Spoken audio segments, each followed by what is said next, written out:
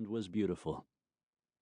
Maybe we could do some of the filming here, she thought, as she rounded a bend and saw a massive structure that would have been called a log cabin, except cabin didn't do it justice.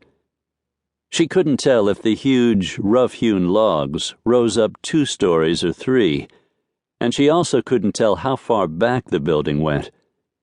Behind it were a number of barns, some with an old weathered look, others made of gleaming metal. Except for the shiny metal buildings, everything looked like it had been on this patch of land for decades, if not centuries.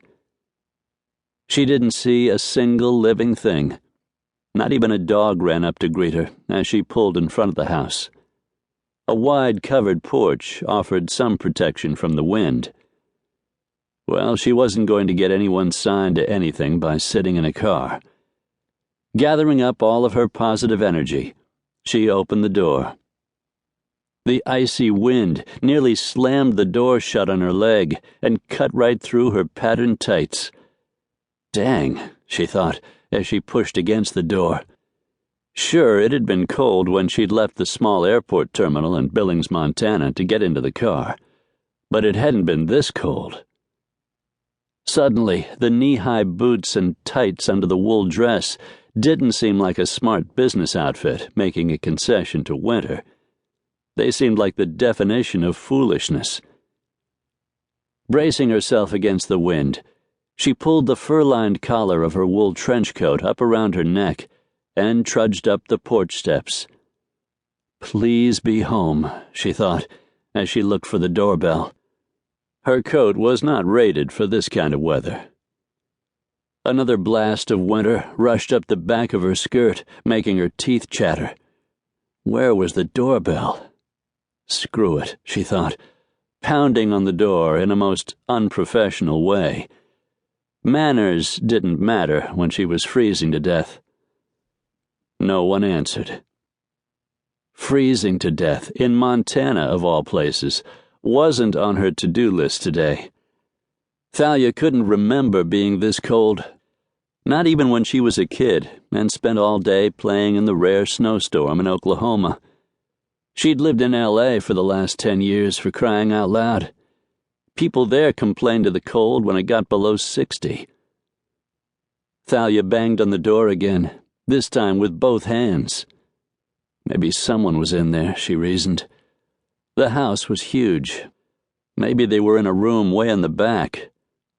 "Hello?" she shouted, but the wind wasn't done with her yet. No one came. Okay, time to regroup. What were her choices?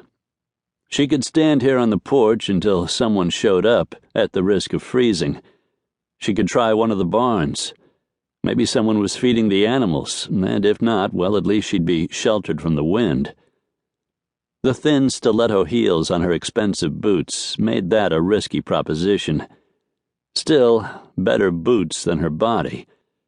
Or she could get back in the car, crank the heat, and wonder what she'd done to deserve this.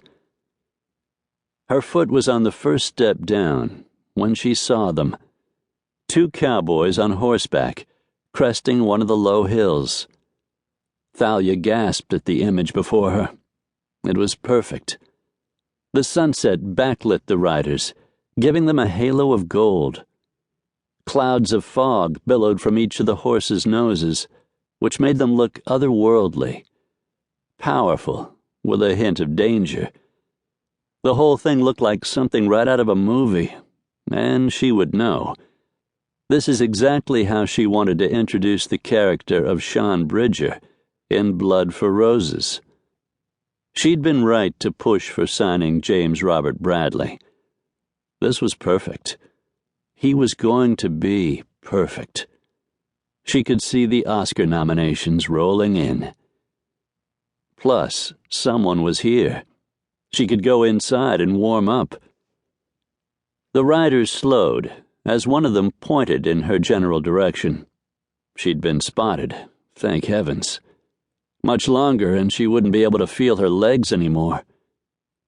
She gave a hopeful wave, one that said, "Hi, I'm cold."